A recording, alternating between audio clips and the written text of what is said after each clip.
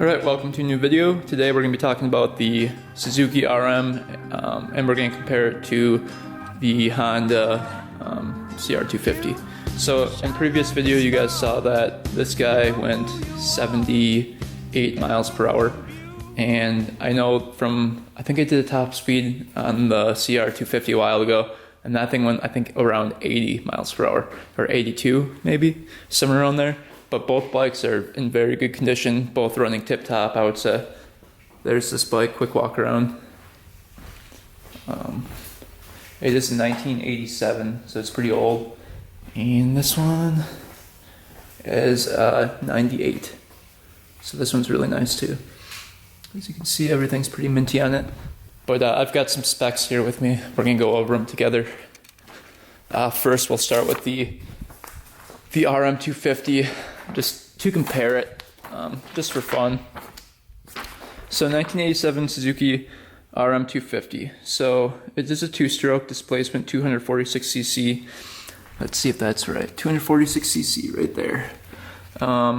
We've got power valves, yep, and we've got reeds on it. We've got a CDI ignition.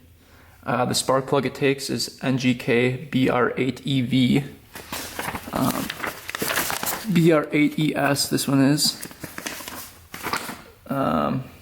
It's a 5-speed, and let's see if it says that on the bike anywhere. I don't think it does have the gear thing on the bike. He must have painted over it or something when he painted the engine.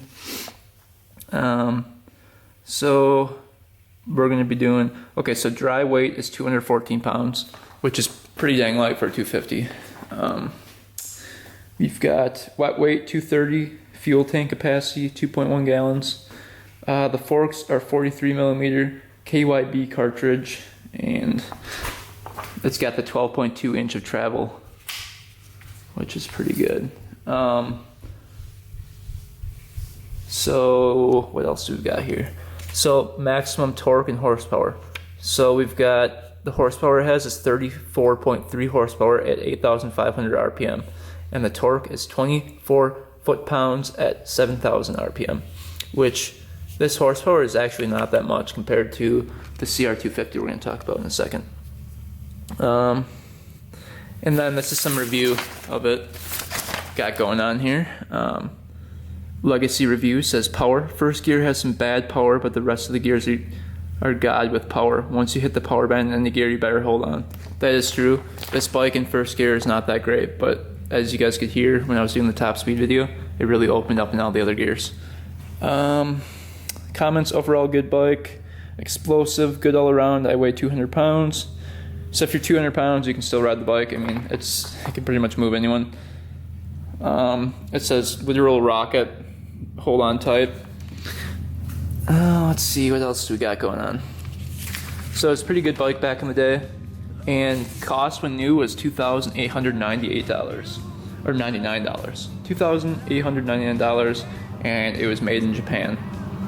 So that's going to be the 1997 or 1987 Suzuki RM250. Now let's move on to the Honda CR250 from 98. This bike is actually pretty much the same as the 97 through 2001. So let's just go through here. This is Tokyo, June 3rd, 1998.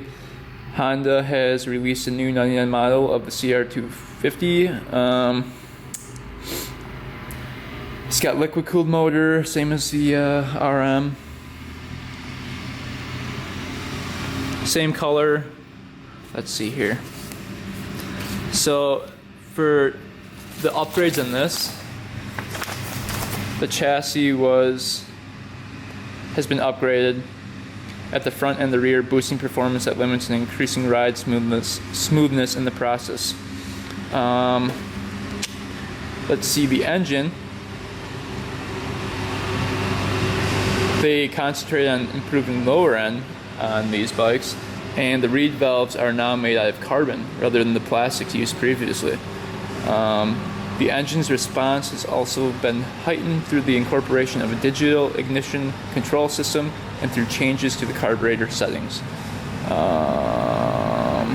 And now the frame, they've been increased from 8mm thickness to 10mm, making the connections much stronger with the aluminum frame.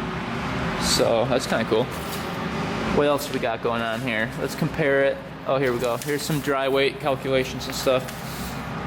Dry weight on this is 213.848 pounds, which is pretty much the exact same as the RM250. So my bike weighs as much as that bike, which is insane. This bike is super light. I think it might be the aluminum frame, and that is the metal frame.